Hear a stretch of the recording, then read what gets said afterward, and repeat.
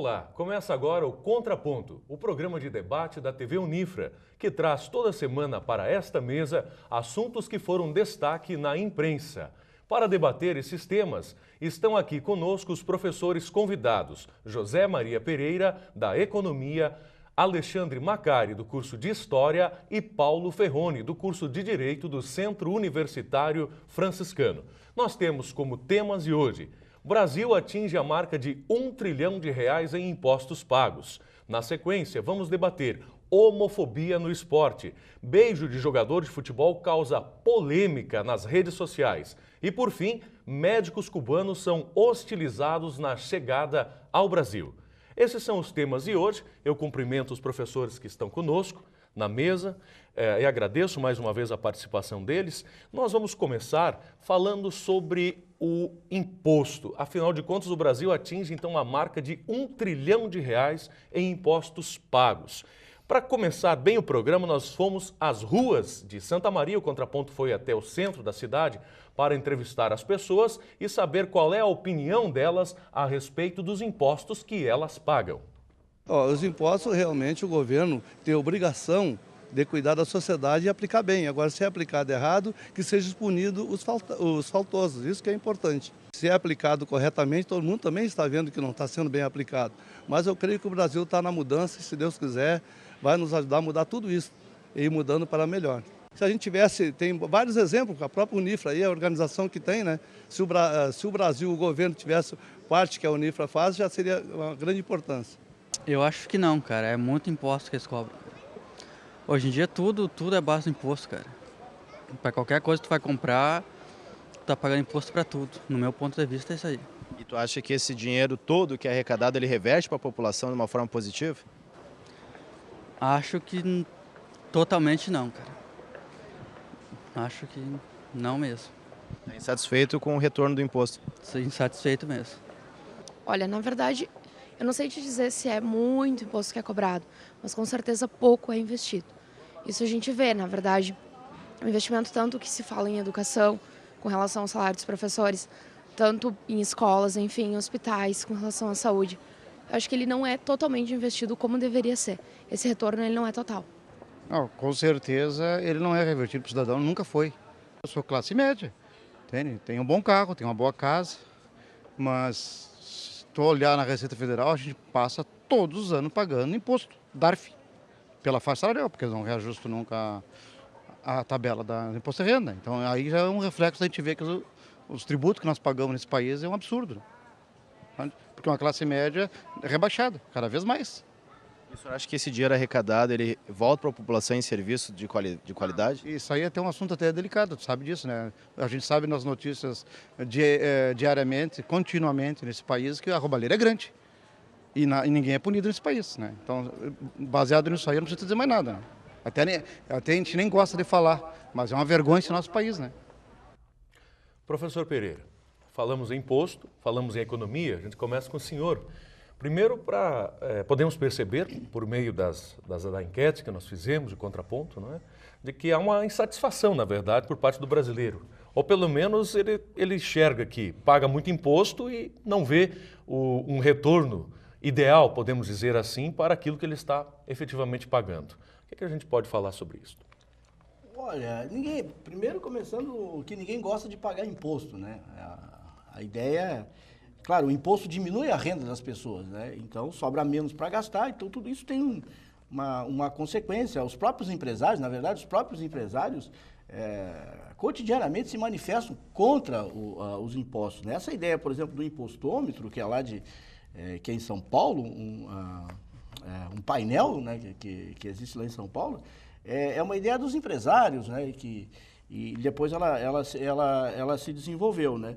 Mas eu acho que a questão não é o pagar ou não pagar imposto, né? Quer dizer, pagar imposto, se a gente vive numa sociedade democrática, sociedade de economia mista, com governo e tudo mais, o governo tem que sustentar os seus gastos e tem que, na verdade, redistribuir a renda que é gerada, né? Então, e se sabe que cada vez mais com a urbanização, os gastos públicos crescem mais até do que o crescimento da renda, né?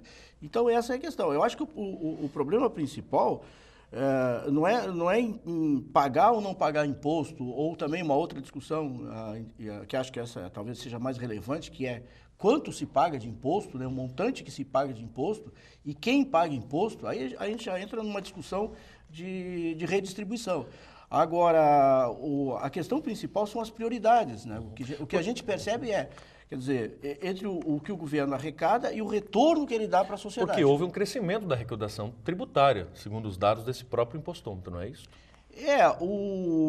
Na verdade, assim, o problema da carga tributária no Brasil é que ela é perversa, né? Na verdade, ela é regressiva. Regressiva no seguinte sentido, que os pobres pagam mais imposto que os ricos. Por um motivo muito simples, a maior parte da carga tributária no Brasil é indireta, como, por exemplo, o ICMS. Então, quer dizer, o ICMS incide, por exemplo, digamos, num quilo de arroz, né? Num alimento básico. Tanto do sujeito que ganha salário mínimo, como o sujeito que ganha 30 salários mínimos. Quer dizer, ele paga o mesmo imposto, né? Então, e a gente tem que, a carga tributária no Brasil, aproximadamente 70% são de impostos indiretos, uns 30% são impostos diretos, né? A gente viu o telespectador, a pessoa que foi entrevistada, inclusive, reclamou do imposto de renda, mas ele é um dos poucos privilegiados que pagam imposto de renda. A maior parte das pessoas nesse país não pagam imposto de renda. Pelo contrário, até recebem porque são, sobretudo, assalariados, porque são descontados antecipadamente, né? Então, eu acho que a questão principal é isso. Uma das coisas que está trancada na pauta do Congresso há muito tempo, né? A gente falou muito aqui sobre a reforma política e a reforma tributária, mas a reforma tributária parece que ninguém tem interesse, né? E uma das coisas seria exatamente, entre outras coisas, hoje o imposto incide sobretudo sobre a classe trabalhadora, né? Porque a gente sabe que quem não vou fazer nenhuma provocação para o professor Ferroni aqui, mas a gente sabe que quando é profissional liberal, por exemplo, né, ele na verdade, ele declara, quer dizer, não é que nem o assalariado que já vem o desconto em folha. Então, não tem como fugir. Mas o imposto de renda, a gente sabe que é um imposto declaratório, né? E eu não estou dizendo que o professor Ferroni nem os advogados fujam desse imposto, mas há possibilidade de evasão, né? Então, quer dizer, a primeira coisa a falar é sobre isso. Eu acho que o principal não é tanto discutir se deve ou se não se deve pagar, que eu acho que é óbvio que se deve pagar, né? Podemos discutir o montante, mas eu acho que o principal a discutir é o retorno, como foi bem colocado na enquete ali. Pois é, professor Ferroni, o brasileiro trabalha 5 meses dos 12 meses de um ano para pagar impostos. É justo?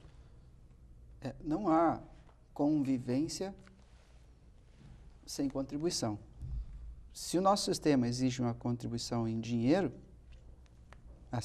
que assim seja. Não é possível conviver de outra forma sem que se contribua. É importante que se pense que a contribuição pequena de cada um é que compõe o todo que se destina a todas as nossas necessidades. O que eu penso que seja necessário é uma reforma tributária, com certeza. Não sai porque o Congresso não quer que saia. E quem no Congresso não quer que saia?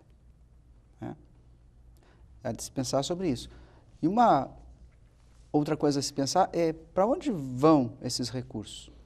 Bem se sabe na história toda que vivemos que estamos hoje percebendo dos maiores retornos e os maiores investimentos dos nossos impostos em educação e em saúde, que ainda não são suficientes. Mas como a oposição divulga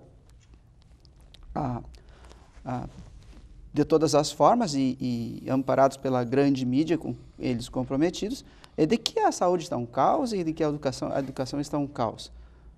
Tem coisas boas, mas ocorre que isso sempre aconteceu antes e o investimento era muito menor em educação e muito menor em saúde. Agora, há de se pensar também o seguinte: aonde vai o maior valor, o maior volume dos nossos recursos? Vamos ver os espaços do Legislativo, do Executivo, do Judiciário, do Ministério Público, das Procuradorias, das Defensorias. São altos salários e que exigem valores muito grandes e, de repente, nos deixa sem condições de maiores retornos em outras áreas. Quer dizer, se tem um comprometimento tal com aquelas dotações orçamentárias, com esses verdadeiros feudos orçamentários que tem que cumprir e que eles próprios gerem esses feudos, o que deixam para os outros investimentos? Não se pode pagar mais o professor no estado do Rio Grande do Sul. Todos os governos passaram por isso, porque não tem dinheiro. Mas onde é que está o dinheiro do estado? Voltamos a dizer a mesma coisa de antes. Então, há uma necessidade de reforma tributária, mas também administrativa e de redistribuição de renda. Precisamos revisar os valores que pagamos para os nossos funcionários, num contexto bem amplo. Pois é, professor Alexandre, será que é possível fazermos um diagnóstico? Veja, é uma questão ampla que eu gostaria de apontar. Assim. Será que é possível que possamos elencar alguns elementos, alguns motivos que levaram o país, na sua constituição histórica, então social, não é, a se construir dessa maneira um país com impostos, com uma carga tributária tão alta? Pois é, eu concordo com os dois colegas, né? Mas penso assim também que essa questão do pagamento dos tributos, que pode ser tributo ou alguns instituem imposto, né? Como uma forma impositiva também, a própria denominação ela já é negativa nesse sentido, ela não tem essa perspectiva de pensar algo que vai reverter, né, a população que contribui, mas isso também está associado assim, num plano ligado a uma ideia da própria sustentação do Estado como um ato de cidadania, né? Então, o sujeito que contribui, ele está exercendo, sim, um papel, do ponto de vista econômico, claro, né? Mas um papel social de inserção cidadã. Então, nesse sentido, eu creio que reivindicar onde são esses, como se reverterá isso para a sociedade, para a população que paga, que contribui, é um dos caminhos que pode, talvez, abrir uma perspectiva de discussão, né, acerca disso. E eu penso que as manifestações lá da época da Copa das Confederações, elas reivindicavam um pouco isso também. É claro que ia muito além, mas também trazia um pouco desse elemento associado a para onde vai, né, todo esse recurso que o Estado possui. Quais seriam os... Pois é, Diga, professor. Sem querer te interromper, já te interrompi. Mas essa é a ideia. Para onde vai, Alexandre? Tu sabe que isso vai basicamente para o pagamento dos rentistas. Porque o maior gasto do Estado, tanto o Estado aqui do Rio Grande do Sul quanto a federal, é com juros. É juros da dívida. Então, são os gastos financeiros. Tanto que, se nós pegarmos o governo federal, ele tem superávit primário, que é a diferença entre receita e despesa. Mas, quando entra os gastos financeiros, aí o orçamento passa a ser deficitário. Então, o problema é a dívida, tanto aqui do Estado quanto do Brasil. Essa dívida que é rolada e que, a cada momento, né, por exemplo, hoje tem uma reunião do Copom, né, hoje, quer dizer, o nosso programa vai ao ar sexta-feira, mas a gente grava antes, hoje é quarta-feira, então tem uma reunião do Copom que provavelmente, dizem os especialistas, que a taxa de juros vai subir de novo. Toda vez que a taxa de juros sobe, aumenta a dívida do governo. E aumentando a dívida do governo, é mais impostos que são canalizados. Então, quando o Alexandre lembrou das manifestações da rua, é a questão das prioridades, né? Então, não tem transporte de qualidade, não tem saúde de qualidade, os professores não recebem nem o piso. E para onde vai o dinheiro? Se, como a enquete mostrou ali, as pessoas acham que estão cada vez pagando mais impostos.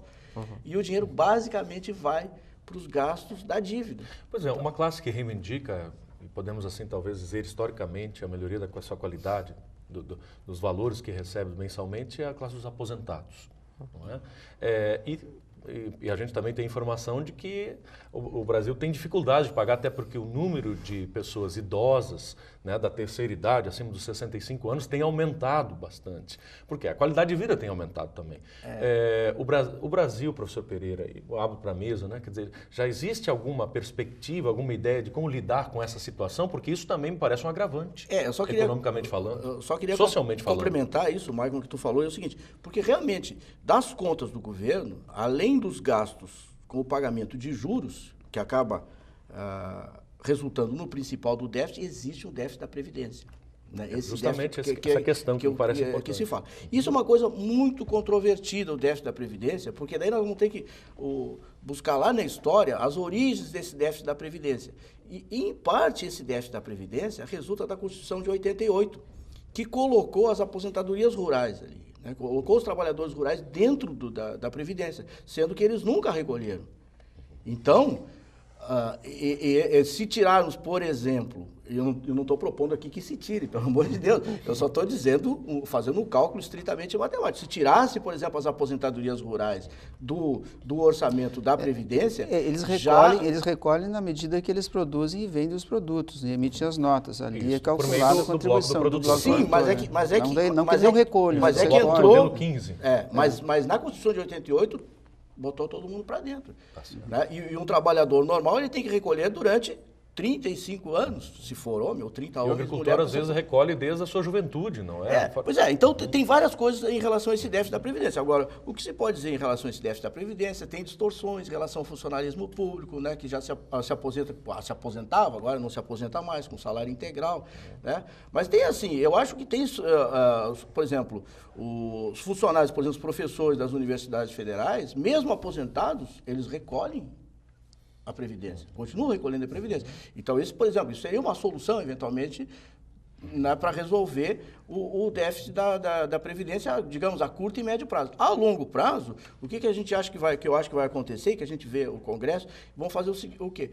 Quer dizer, aumentar cada vez mais a idade da aposentadoria. Aí vai sobrar menos tempo, né, para as pessoas aproveitarem a aposentadoria.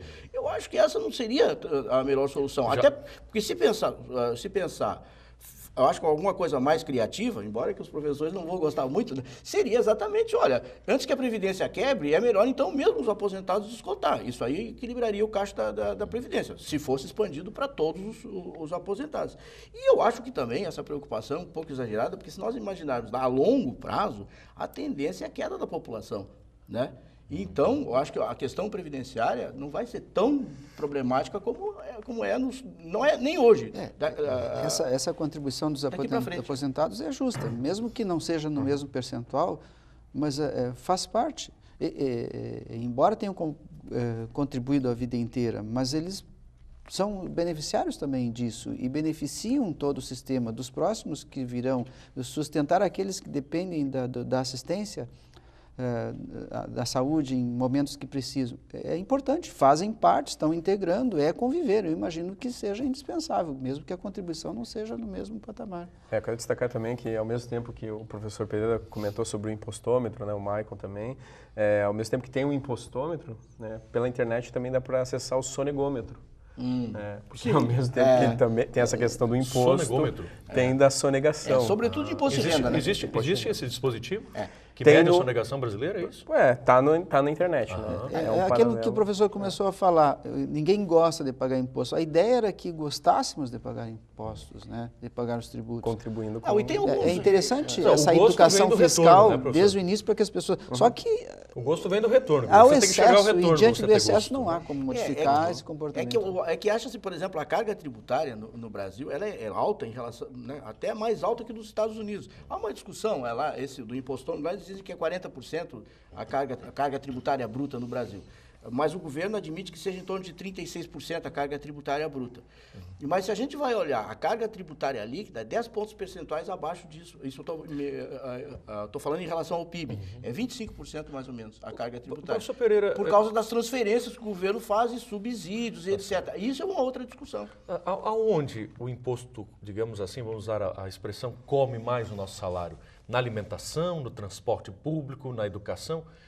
Nós teríamos como mensurar isso, dar essa informação para o nosso... Olha, saiu até... Quando saiu esse dado sobre o 1 trilhão de reais que é pago o imposto, saiu alguns produtos que pegam mais imposto, né?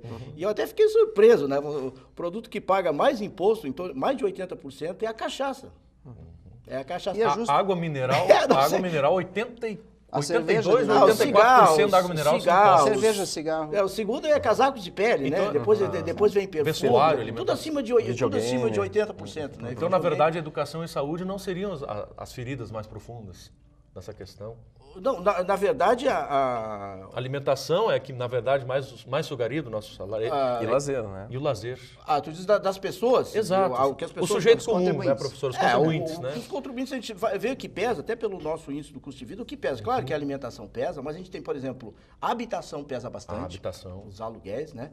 Além disso, a questão do transporte também. Transporte coletivo. São coisas que pesam bastante, né? Então... para as pessoas. Mas eu acho que a questão principal, agora houve uma medida da presidente Dilma no sentido de reduzir ou eliminar os impostos, né, no caso da cesta básica. Né, mas como já se discutiu aqui, não sei até que ponto isso realmente foi transferido para o preço final. Na verdade, pode ser que a margem de lucro tenha aumentado, como frequentemente acontece. Né?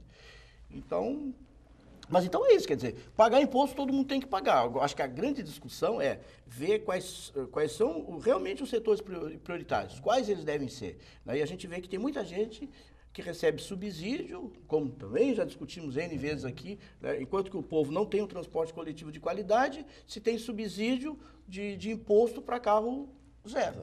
Não tem cabimento. Tá bem, professor Pereira, agradeço. Nós vamos fechar esse bloco agora para voltar na sequência. Depois do intervalo, vamos discutir homofobia no esporte. Beijo de jogador de futebol gera polêmica nas redes sociais. Fique conosco.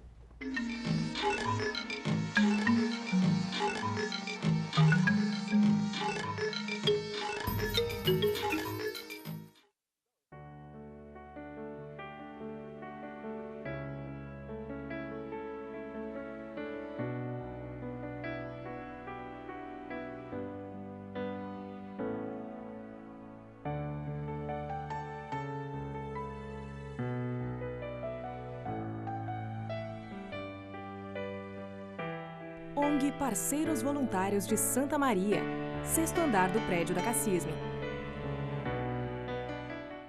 Sonho.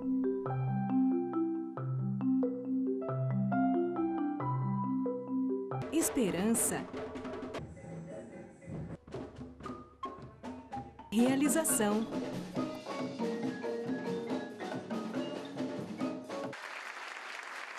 Cuíca, promovendo inclusão social através da música, transformando sonhos em realidade. Tudo que é ensinado na infância reflete no futuro. Por isso, o projeto Acorde com Arte atende crianças que dependem da sua ajuda para aprender ainda mais sobre arte e educação. Assim, vamos construir uma sociedade cada vez melhor. Ligue 3213 5368 e faça sua doação.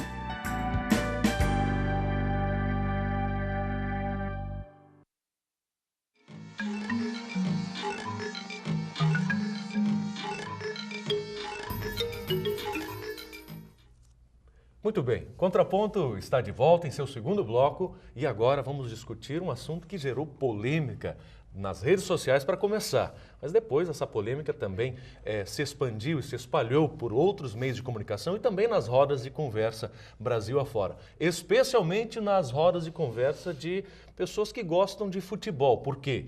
Porque o jogador Emerson Sheik, não é, apareceu numa imagem, uma fotografia, aí beijando, não é, um namorado, podemos assim dizer, a informação que circulou na época, não é?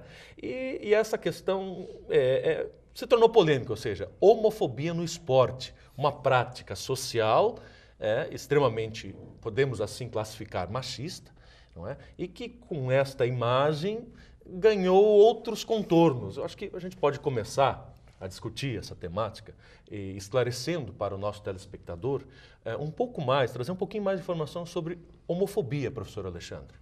Bom, realmente esse tema ele é bastante interessante e delicado ao mesmo tempo, né?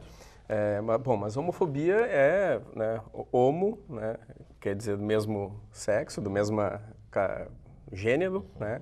E fobia, medo, né? Portanto, medo de, né, pessoas do mesmo sexo, que está ligado a uma ideia de preconceito, né? Uma visão associada a uma discriminação, um preconceito a pessoas que possuem relações homoafetivas, né? Então, quando esse assunto ele aparece nas discussões esportivas, é porque é evidente que também está associado às discussões sociais e da própria ideia da sociedade brasileira que possui assim uma formação patriarcal bastante forte e historicamente marcada por essas questões de segregação. Ocorre que o exemplo que foi citado, e o professor Michael citou aqui a questão do Emerson Sheik, né, da foto, que o pessoal pode acessar pela internet, que certamente já viu, né, porque é impressionante a quantidade de comentários, de como comentários, repercutiu, como repercutiu, né? Se espalhou, né? Sem pelas dúvida, redes né? sociais e pelos diferentes campos midiáticos. Isso, mas numa mesma conjuntura também nós temos outras manifestações que estão ligadas a essa, né? A própria atleta Eliana Zembaeva, né, fez um comentário associado a isso no Mundial de Atletismo que foi na Rússia. Defendia a lei anti-gay russa, né? Isso. E critica atleta que protestou contra. Isso. Então, ela tentou se retratar posteriormente, assim como o próprio Emerson Sheik fez, né? Mas eles se retrataram de que forma, né? Ela dizendo que não tem um preconceito e o Sheik ressaltando uma ideia de preconceito, porque ele disse, assim, em bom tom para os torcedores corintianos, né? Já que é um atleta do Corinthians. Né? Que ele não era São Paulino, que é um clube, né, que sofre muito preconceito, muitas brincadeiras por parte desse espaço machista, como tu ressaltou anteriormente, que é o espaço do futebol. Né? Então, o São Paulo é visto como um clube, né, ligado a isso, porque também já teve um jogador que sofreu preconceito na época e também... O Richarlison também não se identificava, dizia que não era homossexual, enfim, não era gay. Né? Então, o Sheik, ele faz uma ação que ela pode ser vista do ponto de vista positivo, né, de dizer que, bom, amigos, né, ressaltar isso, colocar a imagem dos filhos, né, ao mesmo tempo que, digamos, é perseguido e é condenado pela torcida do seu clube, e na semana seguinte ele faz um preconceito, justamente, dizendo que ele não era São Paulino, portanto, né, não era homossexual. Então, o Sheik é uma figura polêmica, assim, ele tem até ele foi inocentado por uma série de processos recentes, né, enfim, de lavagem de dinheiro e contrabando de carros estrangeiros, né, mas é evidente que essa imagem, ela é uma imagem emblemática para pensar um pouco como nós, brasileiros, nos deparamos com isso. Né? Por exemplo, nós aceitaríamos um jogador homossexual jogando no nosso clube e ele sendo declarado? Foi feita uma entrevista com alguns jogadores, né? E eu vou abrir espaço para os colegas aqui, mas só para completar, né? Foi feita uma entrevista com alguns jogadores, por exemplo, do Atlético Mineiro, de outros clubes, falando que não teria problema nenhum jogar e dividir o vestiário, portanto, com um atleta declaradamente gay. Agora, os torcedores, como vão ver, como poderiam ver isso, né? Bom, vamos abrir. Professor Ferroni, que time o senhor torce? Eu sou gremista. O senhor aceitaria essa situação no Grêmio? Mas sem dúvida. Me impressiona porque como as pessoas ainda se chocam com isso, né? E a gente fica se perguntando, afinal de contas, isso não é um país livre, as pessoas não são livres, não se fala tanto em liberdade, todos defendem a liberdade. E outra coisa que eu me pergunto, o que define o gênero, afinal de contas? São os órgãos sexuais? São os nossos órgãos que definem o gênero? Ou é a liberdade de cada um? Fosse assim, os órgãos a definir, e a partir daí estariam cometendo, digamos assim, um pecado, estariam atentando contra a dignidade das pessoas se optassem diferentemente, e nos leva a pensar que se nós imaginarmos que os órgãos definem a orientação sexual, então nós não poderíamos usar a boca senão para comer e para falar. No entanto, a gente usa a boca para beijar, né? Enfim, é de se questionar isso, e como isso ainda choca muito as pessoas. Para mim é absolutamente normal, cada um com a sua opção e pronto. E a atitude, né, do Sheik? Qual a sua opinião a respeito disso? Ele é uma pessoa pública, tudo é muito explorado em torno de uma pessoa pública. Sei lá o que ele pretendia, mas a princípio se vê de repente exposto e sujeito a críticas, a chuvas e trovadas. Deve ter sido difícil aguentar isso, né? mas é uma opção. Fazer o quê?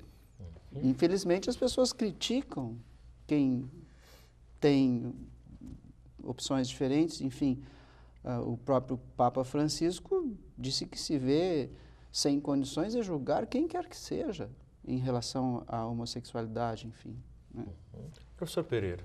O que eu acho? E essa situação? Bom, primeiro vamos começar a falar sobre o Sheik. Quer dizer, na verdade nós utilizamos ele como um estudo de caso, como a gente utiliza aqui na academia, né? Essa expressão, né? Quer dizer, na verdade um case, um caso de alguém que expôs assim, o seu ponto de vista a respeito dessa questão da homofobia, né? Da homossexualidade, enfim. Sobre o Sheik, né? O que o senhor achou dessa posição dele? Foi feliz? Olha, eu acho assim, o futebol aparentemente é um dos últimos redutos, né, onde essa questão da opção sexual parecia, digamos que, proibida, né?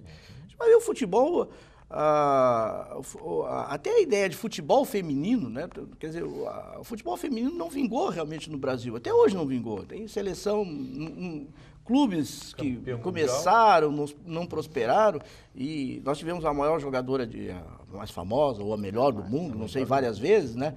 Talvez porque não tivesse outras também, mas enfim, a Marta levou tantas vezes. Então, quer dizer, futebol feminino já é uma coisa que o pessoal torce o nariz. Aí parece que futebol é coisa só de machões, entendeu? Daqueles sujeitos resolvidos, etc e tal. Aí aparece um né, se posiciona e dá um selinho, né, na verdade, o que eu vi, né? Olha, o que eu posso dizer sobre isso? Eu acho que talvez seja um último muro que esteja caindo, né? Porque a gente já vê que antigamente programas de televisão, né, não aparecia isso. Hoje, talvez até seja quase que exagerado, a meu ver, nas novelas, né, a relação homossexual, né? Toda novela tem um casal homossexual, né? E tal. E às vezes até eles, quer dizer, enfatizam demais aquilo ali, sabe? Nessa ideia de enfatizar demais, eu acho que já é uma espécie de homofobia, talvez, até, de enfatizar exatamente aquele relacionamento e não mostrar como um relacionamento, digamos que normal, entendeu? Claro que as pessoas se chocam, pessoas heterossexuais veem de outra maneira, mas daí a ser homofóbico há uma diferença, entendeu? Eu acho, então o que eu quero dizer que a questão do futebol por isso, por ser um dos últimos redutos e que eu acho que no futuro, eu acho que isso vai ser aceito, talvez gradativamente, não acho que vai ser por causa do Sheik que logo, né, e a gente tem que ver também a formação dos jogadores de futebol, que eu acho que isso é uma coisa interessante. Por que o futebol é tão refratário, digamos, ao homossexualismo, no caso? Eu acho que é por isso, porque o jogador de futebol, de um modo geral, tem pouca instrução, é pobre, vem de uma família conservadora, etc e tal, quer dizer, poucos têm nível universitário, né, que teoricamente estão mais preparados para aceitar, digamos assim, usar uma expressão, desvios comportamentais, né, em relação ao que normalmente se observa numa sociedade tradicional, né, conservadora. Eu acho que é mais ou menos por aí. Agora, essa questão de beijo entre homens e tudo, a gente vê que, por exemplo, na Rússia, né, é comum os homens se beijarem na boca mesmo, né? Não como, por exemplo, a gente tem aqui os nossos co-irmãos aqui, os argentinos fazem isso, cara, eles fazem mais na face, né? E aqui no Brasil muita gente faz isso, uruguaios especialmente. Então, eu acho que o que chocou foi mais o terreno onde isso aconteceu, que foi exatamente o futebol. Para destacar também, assim, porque eu concordo com essa questão que o professor Pedro colocou, só discordo no ponto de dizer que o futebol é o último reduto. Porque eu creio que o esporte no Brasil, em geral, ele é visto muito com uma questão ainda de barreira do preconceito ligado à questão da homossexualidade. O vôlei, por exemplo, um tempo atrás, teve um atleta que se declarou gay, que é diferentemente desses atletas do futebol que não se declararam, né? Quando esse atleta se declarou gay, não houve problema pro time, né? Agora, as torcidas adversárias manifestavam justamente essa questão. Aproveitavam a circunstância para mexer com o psicológico do atleta. E o Sheik joga no Corinthians ainda. Exato. É a maior torcida. É a maior torcida do país. Não, e o Corinthians, aliás, está nas manchetes de hoje, houve um incidente de novo entre a torcida do Corinthians e a torcida de quem? Do Vasco. Do Vasco. E dois daqueles nossos personagens que foram presos lá na Bolívia, Bolívia, é isso, né? Isso, na Bolívia. Na Bolívia. Estão envolvidos novamente. Nesse episódio. Porque a pergunta ela se expande. Na verdade, a população brasileira, quer dizer, a nossa sociedade está preparada para isso, porque nós somos envolvidos pelo futebol. Quer dizer, então há uma ligação muito forte dessa prática, desse campo social, ele está interpenetrado na nossa veia, no nosso cotidiano, nas discussões, não é? Mas eu acho que o ambiente entre os jogadores de futebol, eu acho que ele não, apesar deles da boca para fora dizer que está tudo bem, etc., mas a gente vê, o próprio Richarlison, esse que era do São Paulo, ele mudou de ares, entendeu? Foi lá para o Atlético Mineiro. Então, tirando esses episódios, eu nunca vi nenhum jogador de futebol... explicitar isso, embora a gente saiba que, obviamente, existe. É um preconceito próprio do século XIX ainda, né? Eu acho que as pessoas são tidas como doentes, são tidas como pessoas inferiores. Naquela época, as pessoas eram segregadas, inclusive, e aqui no Brasil mesmo, colocadas em manicômios, muitas delas porque tinham opção sexual que não fosse masculina ou feminina, enfim. Né? Isso ainda há resquícios dessa cultura. Interessante isso também, porque assim, quando o futebol, quando se criou a ideia da normativa do futebol no século XIX, a partir dos ingleses, houve justamente a ruptura com o rugby. E aí os que praticavam rugby consideravam aqueles que praticavam futebol como um esporte mais leve, menos viril, ou portanto, ligado justamente a uma corrente mais... preconceituosa. Tá bem. O tema é interessante, gera outros debates, quem sabe futuramente, mas a gente precisa terminar o nosso bloco, ir para o intervalo comercial e voltar na sequência para falarmos sobre os médicos cubanos que foram hostilizados ao chegar no Brasil. Fique com a gente. Voltamos logo.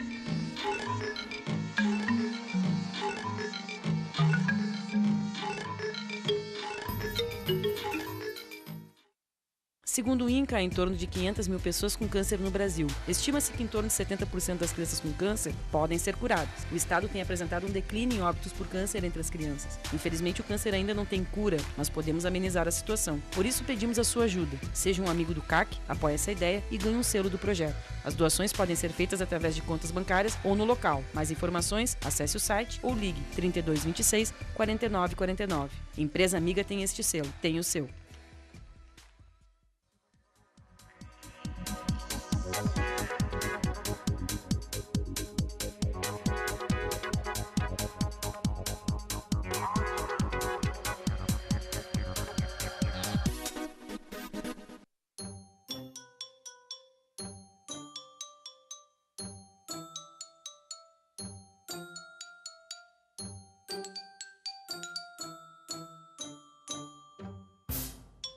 O apoio familiar é fundamental em todas as etapas da vida.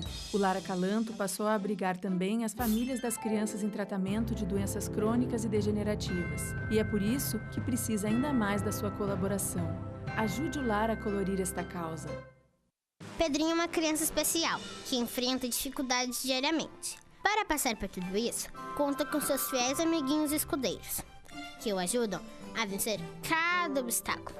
Sem eles, Pedrinho nunca conseguiria enfrentar o temível dragão, que impede que todos levem uma vida feliz no castelo. Para quem enfrenta um dragão por dia, uma mão amiga sempre é bem-vinda. Por isso, Pedrinho precisa da sua ajuda também.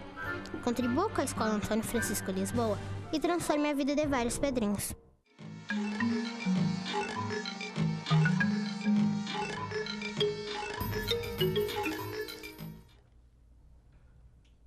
De volta para o último bloco do nosso Contraponto. E agora vamos conversar um pouco sobre a chegada dos médicos. Esse tema que nós já estamos debatendo há mais tempo, e é importante que a gente ressalte isso para o nosso telespectador. A gente vem tocando nesse assunto pelas repercussões. Afinal de contas, os médicos estrangeiros chegaram, na sua maioria cubanos, então vale a pena ressaltar isso. Antes eu dizia que os médicos cubanos foram hostilizados. Na verdade, os médicos estrangeiros estão sendo hostilizados pela população brasileira e também por algumas classes aí. Nós tivemos várias informações nos meios de comunicação, inclusive a informação de uma jornalista que diz que médicas cubanas têm cara de empregada doméstica. Quer dizer, isso gerou uma polêmica forte nas redes sociais no dia de ontem. O ministro da Saúde, o Padilha, condena médicos que atacaram profissionais cubanos no Ceará. Estavam saindo de um curso de especialização e de adaptação também e fizeram uma espécie de um espaço de gritos, um corredor polonês, muito bem, professor Pereira. E, enfim, foram hostilizados por essa classe. Ou seja, é complicado, né? O governo tentando resolver um problema e, por outro lado, a população, enfim, não dando crédito a esse processo. Quem começa a falar sobre isso? O que podemos falar? Chamaram eles de escravos de branco, não é isso? Inclusive. Quanto pesa mas isso, eu só né? acho que não é a população, sabe? A gente vê, são médicos. Associações, né? Associações de classe e tal. Não é bem a população. Alguns sujeitos... Não é a população, ou são médicos, né? O que eu tenho visto, assim, majoritariamente a população apoia, né? Porque o problema da saúde é emergencial no Brasil, né? E é gravíssimo no Brasil. Então, a gente vê, por exemplo, saíram alguns dados aí da Organização Mundial de Saúde. No Brasil tem 1,8, acho que tem isso daí, né, Michael? 1,8 médico por 1.000 habitantes. Exatamente. No Uruguai tem o dobro. Exato. Então, o certo seria mais ou menos como no Reino Unido, né? 2,7 médicos por 1.000 habitantes, né? Perfeito. E por que mais cubanos? Aí a pessoa, por que mais cubanos? Porque em Cuba, nós temos 1,8 e mal distribuídos, né? Sim, exatamente. O problema é as grandes cidades. Sim, e não é só o problema. O problema é 1,8 e também a má distribuição dos médicos que preferem ficar lá nos seus interesses. Aí desses dados que eu me lembro assim de cabeça, lá no Maranhão é 0,57 por 1.000 habitantes. Maranhão, aí tu vai para o Amapá, é 0,59, algo por aí. Então é tudo muito baixo. Agora, e por que Cuba? Então, essa história toda de Cuba. Porque Cuba, quando fez a Revolução Cubana, priorizou duas áreas, né? A área da saúde, aqui a gente prioriza na base do discurso, né? Todo político, na época de eleição, é saúde e educação. Saúde e educação. Depois passou a eleição, esquece. Mas lá, de fato, a Revolução Cubana priorizou a saúde e a educação. Exato. Então, o que aconteceu? Lá em Cuba tem, se não me falha a memória, 6,7 médicos por 1.000 habitantes. Os médicos cubanos são reconhecidos mundialmente pela qualidade do trabalho. Então, quer dizer, comparado, não é que está sobrando médico em Cuba, comparado com outros países, está sobrando mesmo, né? Então, e Cuba exporta, entre aspas, médicos para vários países africanos, por exemplo, onde há necessidade. Então, então se discute muito que os médicos vieram para cá como escravos, né? Essa foi a expressão. Na verdade, o que a gente discutiu aqui é uma questão de vocação mesmo, né? de ajudar o próximo, quer seja no Brasil, quer seja na África, ou que seja. Tanto é verdade que o salário... uma atitude reprovável. O que diriam aí aquelas instituições como os Médicos Sem Fronteiras de uma postura como essa, né? É terrível, né? Isso é um corporativismo que extrapola o razoável. Nós temos dois fatores culturais aqui, professor Alexandre, né? Primeiro, na Cuba, a produção, ou digamos assim, o estímulo à constituição de profissionais da área da saúde. E no Brasil, pelo contrário... Mas só para complementar... Depois nós vamos discutir se bate o ferrolho assim. Tá por que é uma questão assim de ajudar o próximo, que pelo menos parece dos médicos cubanos que estão vindo? Claro que eles vêm com o apoio do consulado, do governo de Cuba, etc. e tal, das boas relações que o governo brasileiro tem com Cuba e tudo mais, né? A gente vê que tem, provavelmente, como existe um bloqueio, né, dos Estados Unidos em relação a Cuba, isso é mais um fator que entra... Político que entra nessa equação aí que não está aparecendo, mas que pode aparecer na mídia. Mas o interessante é o seguinte, esses médicos vieram para o Brasil sem saber quanto que eles vão ganhar. Em princípio. Sem saber não, né, professor? Eles não sabem. O senhor provocou. Sem saber não, porque o Mais Médicos define, é R$10.000 que eles recebem. E vão receber pessoalmente. Sim, tudo bem. Mas a história de dizer que vão pagar para Cuba, eu desconheço, e na legislação não consta absolutamente nada que mas isso é um indique nesse sentido. Diz assim, o médico será remunerado de R$10.000. Mas como é que esse dinheiro pessoal vai ir para Cuba? A informação que se tem, professor Ferroni, é que o dinheiro vai para o governo de Cuba que faz o pagamento dos médicos, não é exatamente. isso? O Ferroni, assim, o que Cuba tem em relação ao Brasil é o mesmo acordo que Cuba tem, por exemplo, em relação à Venezuela. do Chaves, a mesma coisa. Eles têm um acordo com a Venezuela, eles vão conceder tantos médicos, aí eles têm lá, vamos chamar assim, um pacote, entendeu? Que o governo brasileiro paga o governo cubano. Mas aí não se sabe se eles vão ganhar, é por isso que está se discutindo que tu pode ter um médico que, digamos, num país que não tem esse tipo de acordo, que seja um médico, por exemplo, segundo país acho que mais manda médico, só para mim terminar, o país que mais manda médico, por exemplo, é a Bolívia.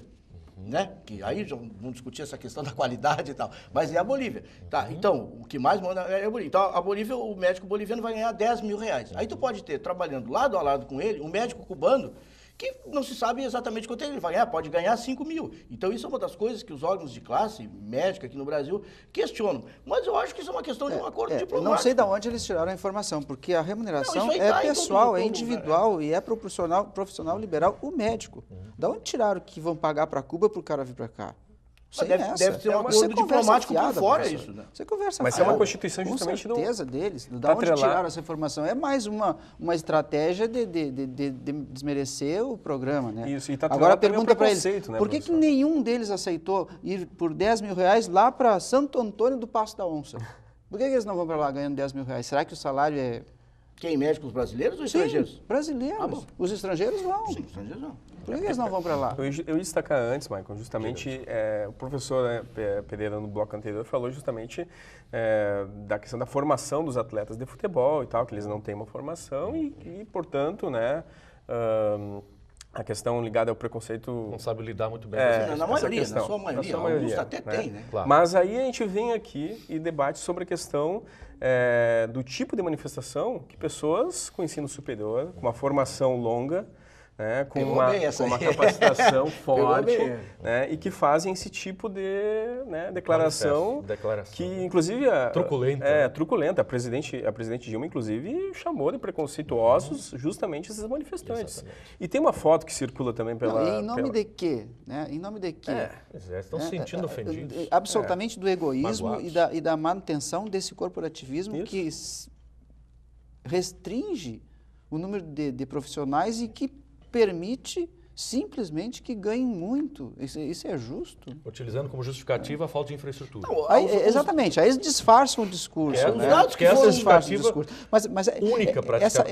Essa jornalista, pelo menos, ela assume, ela disse, ela reconhece, foi explícita.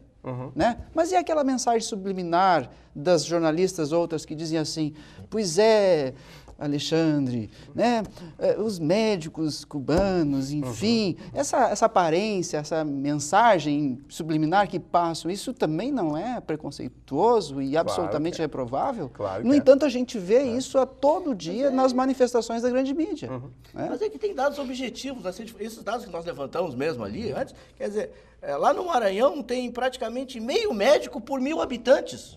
É óbvio que tem que aumentar a quantidade de médicos no Brasil, mas só que não se aumenta a quantidade de médicos sem fazer faculdade, curso de medicina, e depois as pessoas se formarem, o que vai levar pelo menos 6 anos até que elas cheguem lá. Então, esse programa é um programa emergencial, eles vão ficar 3 anos, isso vai ser colocado na carteira profissional deles, eles não vão tirar emprego de ninguém. As vagas, que eram 19 mil vagas, não foram preenchidas, está faltando 6 mil vagas. Então, quer dizer, quando se coloca na mesa dados objetivos... A gente percebe que ainda que realmente é questão corporativista. É corporativismo. E veja assim, professor, quais são os médicos que estão fazendo isso? O senhor vê, os médicos que o senhor conhece, estão fazendo isso? Não fazem. São pessoas comprometidas, que estão trabalhando, que estão lá dedicadas à profissão, enfim, e não estão envolvidas nisso aí. São poucos que fazem. Classistas, são poucos como lá no caso de Fortaleza, onde houve essa manifestação, é o sindicato dos médicos e tal, que está por trás disso aí.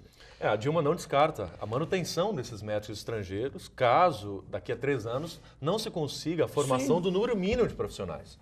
Ela não descarta a manutenção deles. Em 3 anos eu acho que não vai se conseguir mesmo. É impossível, não se forma um médico em 3 anos. Justamente, quer dizer, a ideia com o projeto A projeção é 2030, nós termos melhorado um pouco o índice. Né? Sim, mas aí esse convênio pode ser renovado. Isso é uma coisa burocrática. O fato é o seguinte... Nesses locais onde tem meio médico, tem que aumentar urgentemente, não importa. Pois é. Até que se fosse marciano, o pessoal aceitaria. Eu acho que é importante a gente destacar aqui, nós debatemos, trazemos a informação também, que que é uma credibilidade do trabalho desses médicos, né? Eu ouvi, por acaso, alguns comentários assim, a gente socializa, né, ao longo do dia com várias pessoas, não é, no final de semana, as pessoas, pois é, aí um e outro, e aí talvez a gente possa chamar de preconceituoso, eu não sei, mas um e outro diz assim, pois é, agora eu vou ter que perguntar para o médico se ele é brasileiro ou não. Quer dizer, no momento que eu escuto esse tipo de coisa, eu primeiro fico chateado, não comento esse tipo de questão. São as mensagens passadas pelos órgãos de classe. Por exemplo, o CRM, só falta dizer assim, o CRM adverte, médico estrangeiro faz mal à saúde, só falta isso. Realmente, mas não é uma... Mas já existe nessa própria legislação, essa questão da legislação, porque está toda hora mudando. O governo, desde as manifestações de rua, vem se readaptando. Balão de ensaio, depois tira, vai, né? Depende da pressão daqui, da pressão dali, reage, os médicos dizem que está errado aqui, está errado ali, aí acerta aqui, acerta... Então, estão se ajustando, né? Mas de um modo geral. Uma das coisas que está colocada é que esses médicos estrangeiros, eles não podem fazer cirurgia, por exemplo. Está colocado que eles só podem fazer primeiro atendimento, acho que primeiro socorro, coisas por aí. Que já é uma questão, o que já é uma questão polêmica. Se ele está preparado para fazer cirurgia, por que ele não pode fazer cirurgia se não tem outro que vai fazer? Né? Pois então, porque vai acabar deixando na dependência mais uma vez do nosso SUS. Por isso que eu estou falando, que esse programa vai ter que ser ajustado. Né? E médicos do SUS, dos médicos brasileiros, que parece que são na faixa de 359 mil médicos, apenas 55% trabalham no SUS. 55%. Mas, quase a metade dos médicos brasileiros não trabalham no SUS. E esses médicos estrangeiros vão trabalhar no SUS. Então, por isso que tem uma porção de sofismas que são colocados na mesa, entendeu? E a população, às vezes, não muito esclarecida. Muitos médicos brasileiros ou estudantes de medicina vão buscar especialização justamente em Cuba e nos países vizinhos, né? Não é nenhum nem outro exemplo de estudantes que vão até a Bolívia, por exemplo, buscar conhecimento. Basta ver os que não passam no vestibular aqui. Mas veja bem, professor Pereira, quer dizer, né? E Cuba tem sim uma imagem já qualificada, credibilizada ao longo de décadas de constituição do profissional de saúde de qualidade. Basta ver o desempenho do Valida. E lá não há o preconceito, né? O desempenho do Valida, né? O Brasil está em 6º lugar no Valida. Nós temos Venezuela, Cuba, Argentina, Peru, Colômbia e depois o Brasil, né? Em índice de aprovação. Continua sendo assim, 2013 está aí, mostrando isso. Tá bem, eu acho que dessa maneira nós encerramos nosso programa, não é? Chamando a atenção para o nosso telespectador de que o Contraponto está sempre na TV Unifra, no ar, às sextas-feiras, às 1h da tarde e também às 11 horas da noite. E no domingo, às 7 horas da noite. Você pode prestigiar o nosso programa sempre nesses horários. A gente agradece a presença dos professores mais uma vez e convidamos você a nos prestigiar, então, no próximo programa, na próxima semana. No canal 15 da NET. Canal 15 da NET, muito bem.